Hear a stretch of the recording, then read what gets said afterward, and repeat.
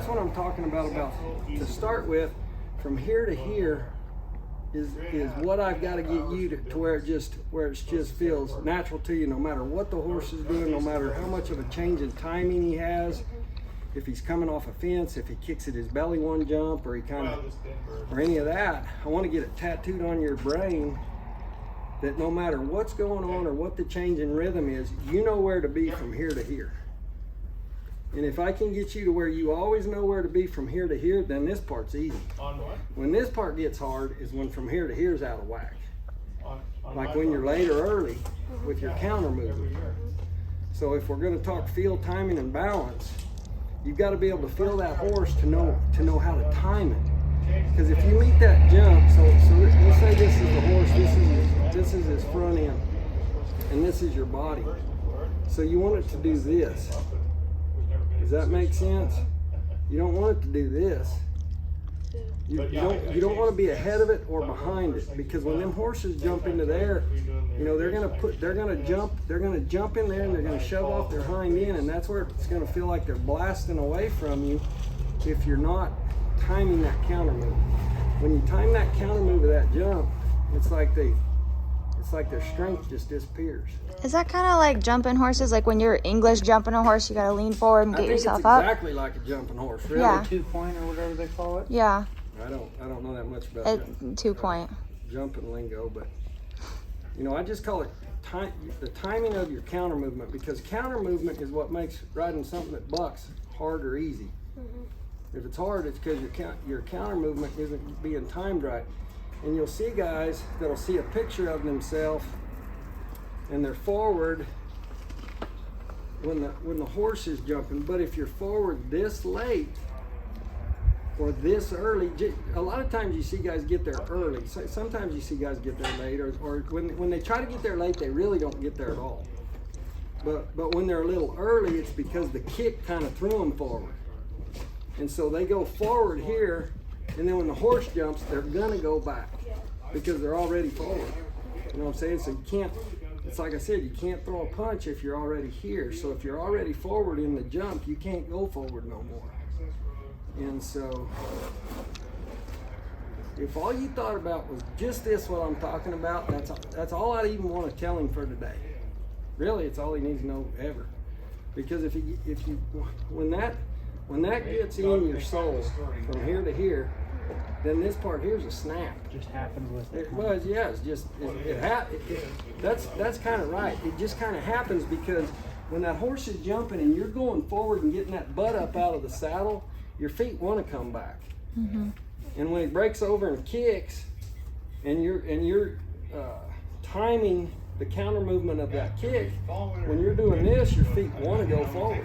This doesn't feel comfortable. Yeah. But this feels really comfortable. And so that's where I think so many people put the cart in front of the horse. This is all they're thinking about, and this is the part that matters. That's going to make this part easy.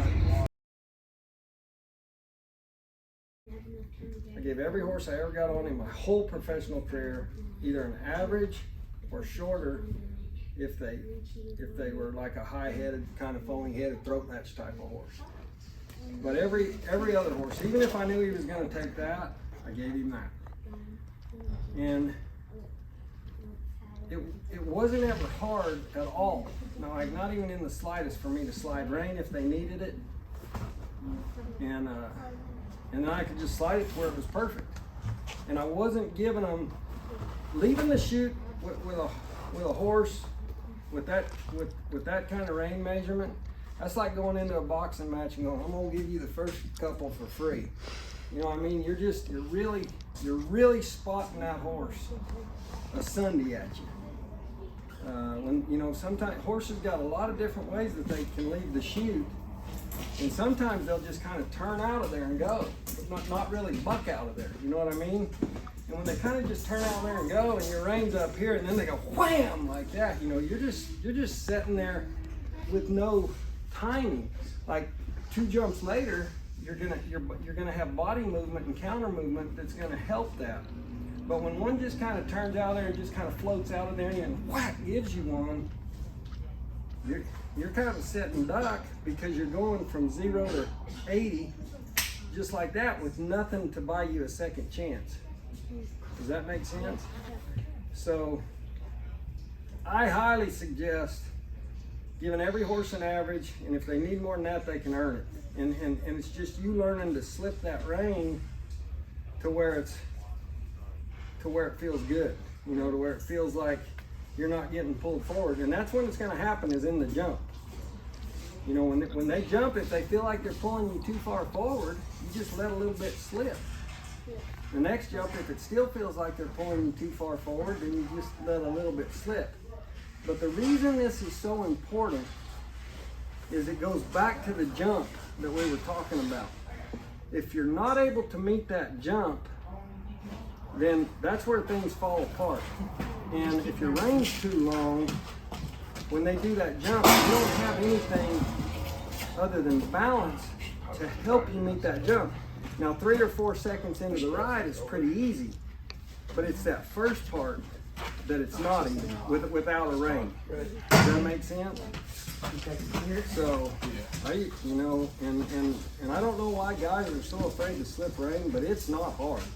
And as much as you guys have roped your whole life, it ain't no different than slipping rope. It's just a fatter rope. Yeah. But it's the exact same sort of deal. You know, you can tell when if they're bowing you over that saddle too much, just let it slip so you can get kind of set back up to where you need to be. And that's like, for me, that's like those two things that I've told you are like the two things that matter the most for me. That there we go. Counter movement. This jump. from here No, to the- here is what you were saying. The jump. The counter movement in the jump. Okay, got it. Because that's where the counter movement in the jump is the same as, like, if you're in martial arts learning blocks. A block does me no good if I'm this much late or this much early. You know what I mean? Yeah.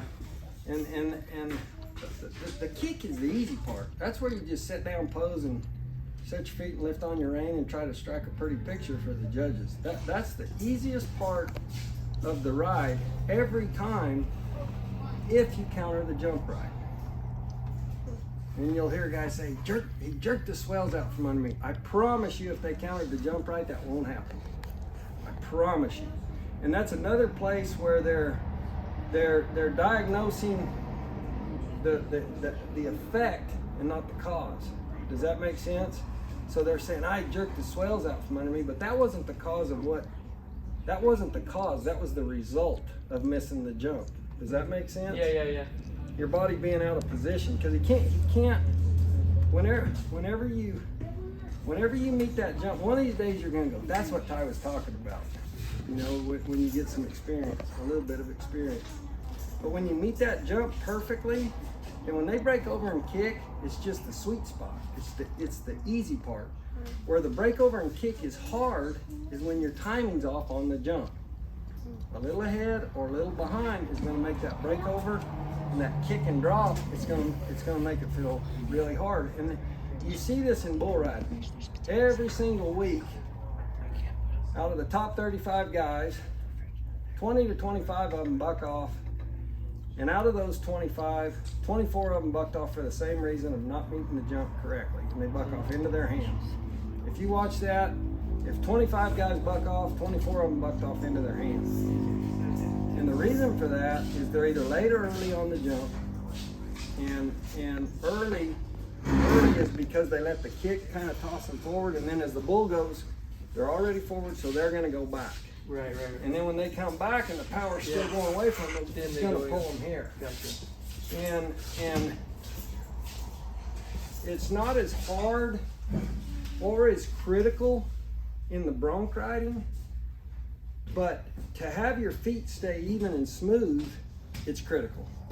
You know, it ain't so much you're going to get whipped into your hand and slammed right there like you do on a bull, but meeting that jump is still the most critical part. And so, you know, a guy gave me motorcycle lessons one time, and I thought he was going to show me all this stuff, and he said, if I can only show you one thing, it's how to stay with your bike. So if you hit a jump, it's not about so much the technique of all this different stuff. It's just learning to stay with your bike. And this is what staying with your horse is. Sitting down on your ass and lifting and thinking and just concentrating on doing this, that's riding your saddle. And it doesn't work. It doesn't work very good at all. And what I'm talking about is riding the horse, and all that starts with meeting that jump. If you watch 99% of guys riding colts, when a colt hunts up, they want to do this. Well, the colt ain't going this way; he's going that way. You know, generally, whether he's kind of snake stomping or sometimes one's damn sure bucking, but either way, he's going that way. And when his front end comes off the ground, it's blasting away from you every time. So doing this, you're setting yourself up for it to get pretty damn hard pretty fast, if that makes sense. You know, they might have their rope, you know, but it's just that thing of just, oh shit, here it comes, you know, and they kind of want to do that, and I feel like that's the worst thing that you can do if you want riding him to be easy. Where I think a big difference is like when if I'm on a saddle horse that's bucking, I'm holding on right here. Right, exactly. And when you're on a Bronc saddle and a bucking horse, you're holding on right here. Yep. And so I'm just trying to get you guys to think differently and think about the jump. That's where everything goes away from you. You know, that's where everything blasts away from you. And then once they've kind of peaked out, then all they do is break over and kick. And the kick is going to be really hard when you don't have that timing of the jump. The same as a jumping horse is going to be really hard whenever you don't time. Whenever you don't go forward as he goes forward, it's going to get rough. Well, I think No it's matter how you interesting slice just it. coming from a guy that does all three events and is really good at riding bucking animals. It's almost like the perspective of a bull rider / bronc doing bull. You have to be in a lot more time riding a bull. You can't sit on your back with the bull, so you're timing them going up and down. And in riding broncs, you're timing them, and then you're coming back and setting your feet. So I just think, right, you can't be sitting back on the bull as far as timing the jump, right? Where you can, and there's a lot of guys that stayed back, but they're not, as far as you said. No guy stays back on a bucking son of a bitch in the jump.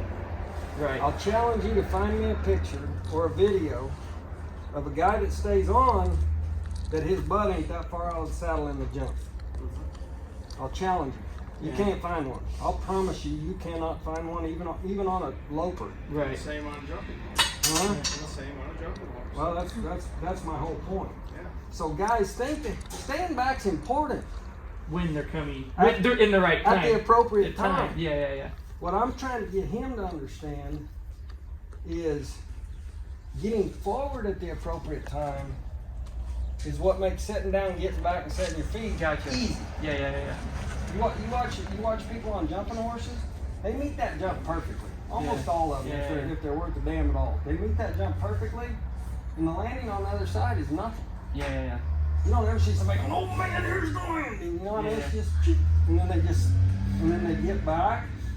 And, you know, I always tell people, if you're going to just try to simplify it down to the most simple thing, if you walk up a hill, if there's a hill like this, and you're going to walk up the hill and down the hill.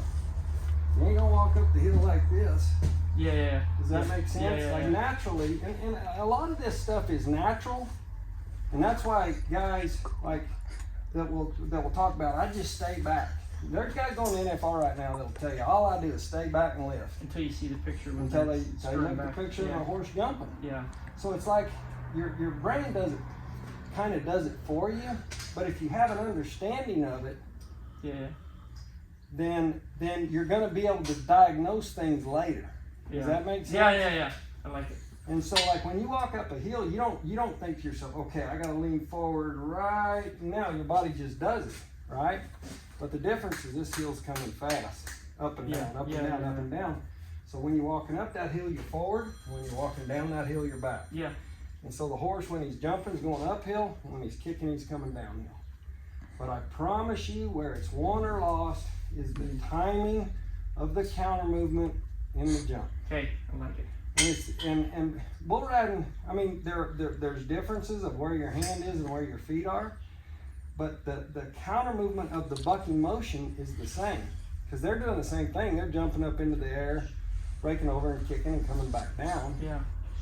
And what's amazing is you see so many guys that, how many bull riders you see doing this stuff, you know, all this stuff, like with direction.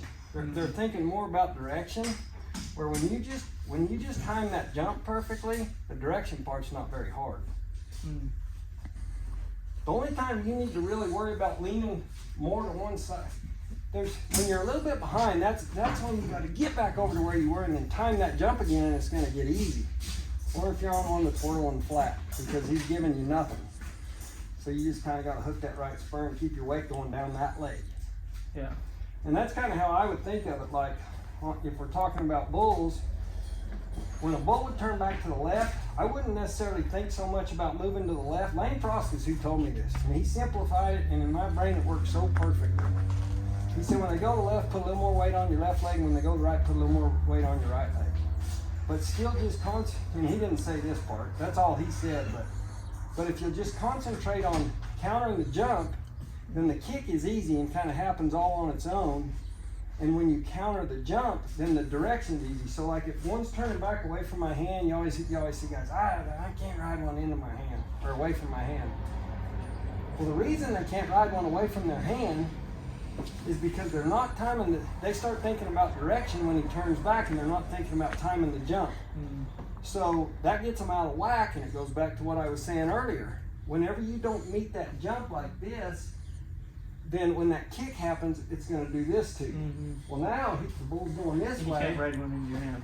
Or can't ride one away from your hand. Away from your hand, yeah. And so again, that's a place where a cowboy is diagnosing the end result and not what caused what happened before what happened. Yeah.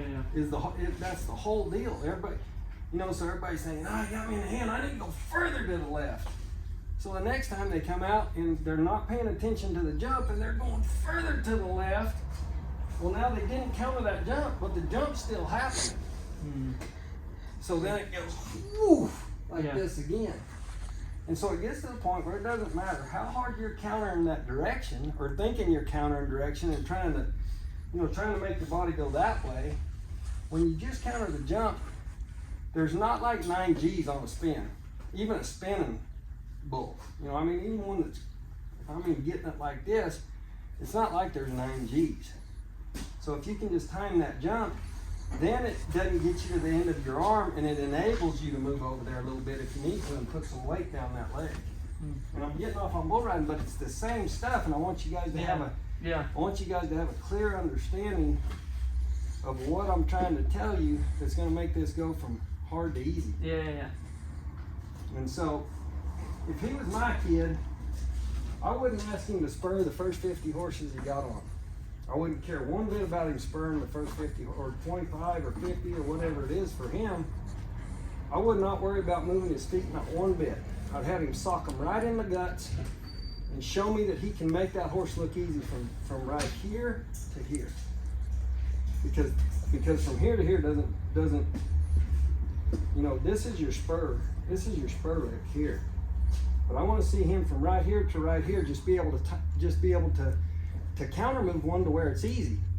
And when he gets that to where it's easy, then moving from your knee down isn't hard, and it naturally fits what your body's doing anyway. When your body's forward, this feels better. When your body's back, that feels better. Does that make sense? Yeah. Does that make sense to you, Teo? All right, let's get on there and see how you feel.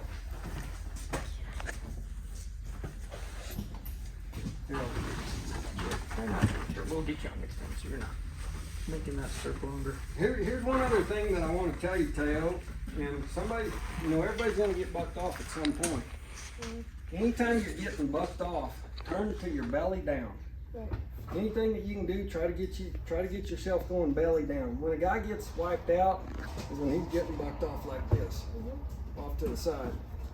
So when it's to that point that there is no recovery, I ain't saying check out early, but when you're to that point that there is no recovery, belly down.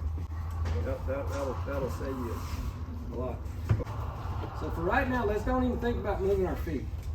And this is going to be easy for you to time, and your body's going to even kind of naturally do it. But I want you to think about meeting that jump and watch how easy the other part is. I don't know what this thing's going to do. So get that. So let's try to make it jump more if you can. Can you do the same thing back here? Hey, Try. because the jump is more what I want him to feel. So see how your butt stand right in your saddle? So pretend like this horse is coming up to a jump, and I want to see you get set right here, and I want to see you push it up right here. Wait, stand on this, and I want to see your butt. Put these feet right here, and I want to see you lift your butt up. If you look like you were. So on this, it's kind of weird, and it's not. It's going to feel better on a horse. Maybe not that far forward, but that I promise you that butt's going to come out of the saddle, and that's what you're going to need for it to happen. So that's why I'm trying to get you aware of it, so that you're not just sitting there. We might get on this and see how it feels, because this is just like a. There you go. There you go. Okay.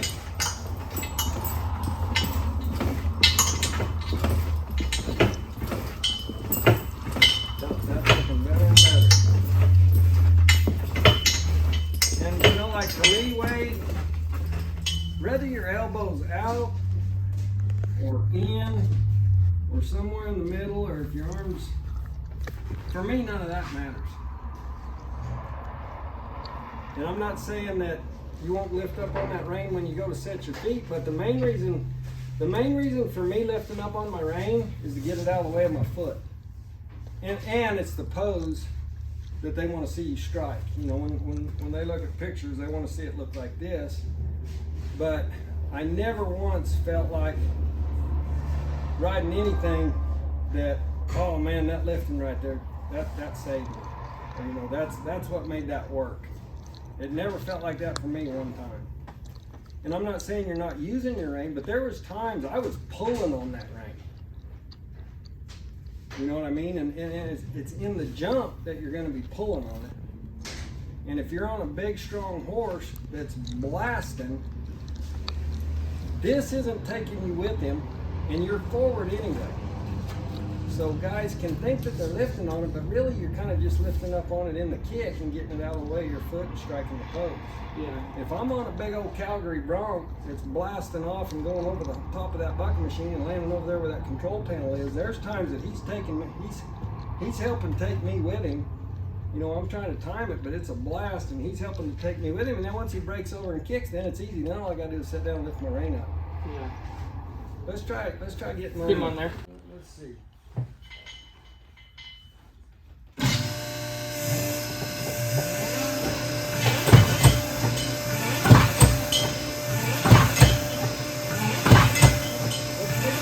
There you go. Good.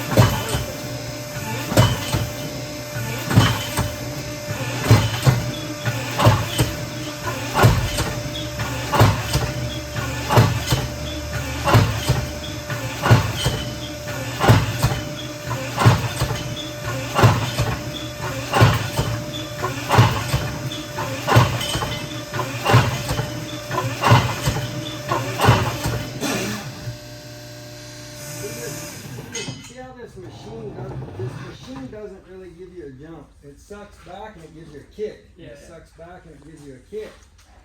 And it's really hard to. That's why. That one will be better. That's why I think I want to get on this, because it's letting you strike the pose. You know that. And the reason I discovered all this is because when you're a little kid growing up, every picture of a bull rider in every magazine I ever saw was like this. So that's what's in everybody's brain. And with bronc riding, everything's striking the pose with your feet set that far from his mane, and that's what you're going for and thinking about all the time. But the part that I'm trying to help you with is the part that's going to happen right before that's going to make that part easy. And so let's try this. Let's try the. But you know, I want to see you try to pull it all the way down and push it all the way up. Yeah. Get that butt out of that seat. Get that butt out of that seat. Spur back. Spur back. There you. Okay. All right. Stop for just a minute. Okay. See. So that's the timing of it. So I want your butt to come up and meet the jump. So this is the horse, and this is you. I want you guys to meet like this. Does that make sense? So the timing really matters. You know what I mean? Like the timing matters more than anything else. And so this is what I want you to think about with that horse that you're going to be doing. And I don't want you thinking about spurring, lifting. I don't want you thinking about any of that. You can spur back if that helps you get your butt up out of the saddle. But the thing that I want to see happen is this right here. And spurring back might help you do that and get your butt up and meet that jump.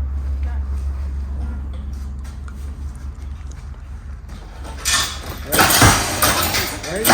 Good. That looks better. That looks better. That looks better. Yeah. There you go.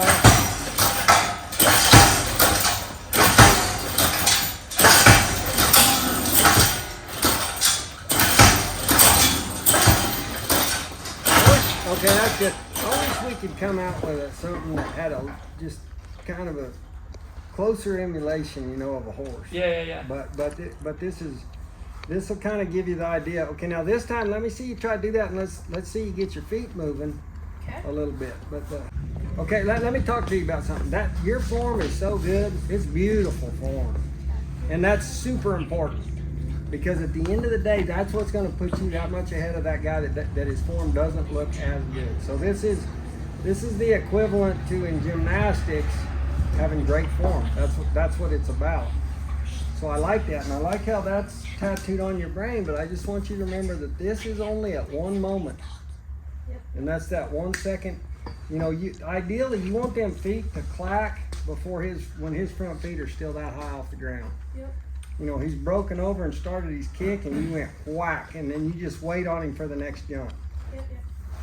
But the jump is what's going to make it easy for you. So I want you to think about meeting that jump and not just gluing your ass down flat in that saddle, because it will not work on a bucker. It won't even work on a nice horse if you just try to sit down. You know what I mean?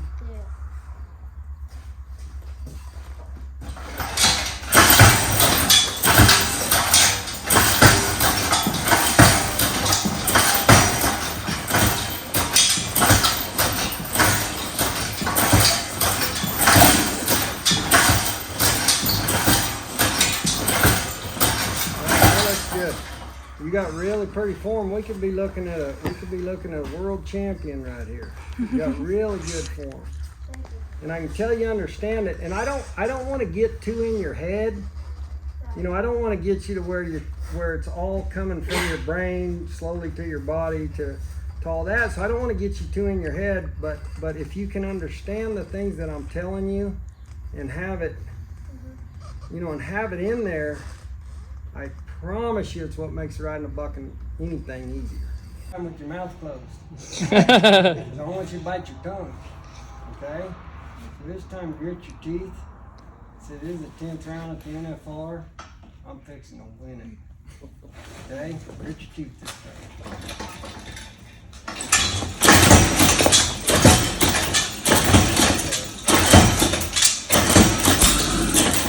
Okay, one other thing I want to tell him.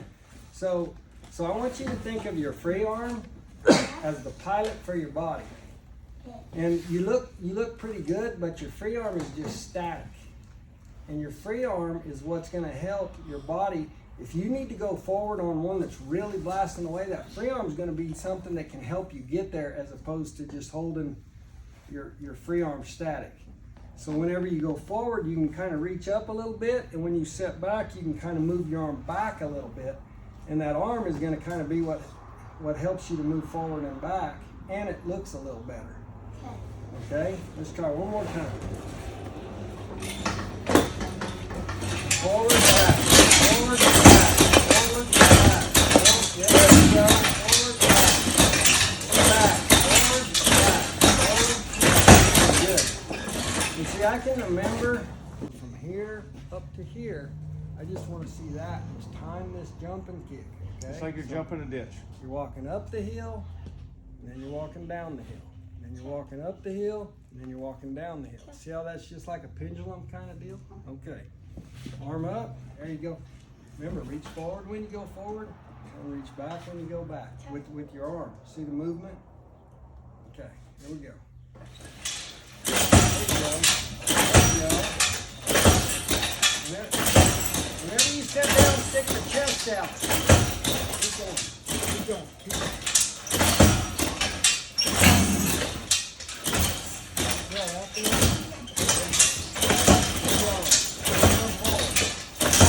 Stop right here. So see how you're kind of staying like this? Yeah. If you stay like that, it's going to be hard for your feet to stay even. And I might have kind of screwed you up with that, telling you to move your arm, but I never think a bronc rider looks good with a static arm, personally. I don't think the form looks good. So you want to move that arm, but you want to try to keep this somewhat square, because that's going to enable you to spur the same with both feet. You feel how it changes your legs if I turn you like that, but if you kind of stay somewhat square, and in the kick, just push up and hold it. So in the kick, it should feel like this, and see how it's almost like you're not leaning back too far, but you're going to lean back as far as you need to. See, if you only kick this high, you only need to lean back about that far. But if you kick that high, see how you got to go back a little bit more? So it's the same thing with the jump. If one's only jumping this high, you only got to lean forward just a little bit. Yeah, so get this up here and lean forward a little bit. But if you jump this high, see how you got to lean forward more? Okay. So where you're doing as little as your movement is doing like as little as you can, but as much as you have to, if that makes sense. So you're not getting way far forward if he's not coming way up, and you're not getting way far back if he's not kicking way up. You're trying just to make it look smooth and easy. Does that make sense? So just try to feel that horse and just kind of do what he's doing. So let it rip for you, kid. There you go. That looks good. That looks good. Yeah, you look at me. There you go. Good work.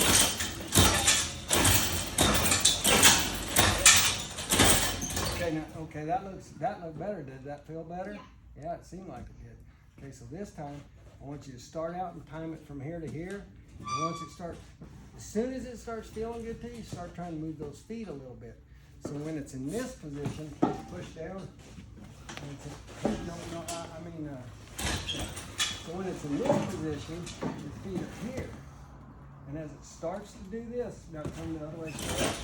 Then you meet him here, like that. And then it's going to go back to here, and you're going to come back. Try to leave these legs down here. But the foot comes back, and then as it does this, you feel it forward. The body comes back. And then it comes up, this stays here, this goes back, and then as it comes this way, you let go and it comes here. Okay, try that. Your rain was a lot better that time too. Yeah.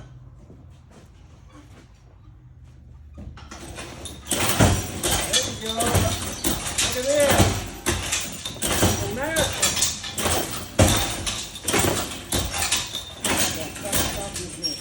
Okay, so this is what I was telling Cy. Whenever you spur back, you're going to keep in contact as you come back. Okay, will you Somebody's bull rope, huh? I think it was. It's just a little bit. will you hold it to the jump, or just slowly go to the jump? Yep. So look, so we're going to come back with contact, and you're going to get forward. Okay, we're going to come back with contact, and you're going to get forward. Your arm's going to be like this. You're going to be square. Lift up on that.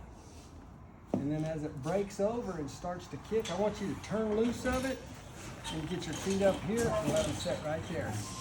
Okay, so go slow again. So you keep contact. Go.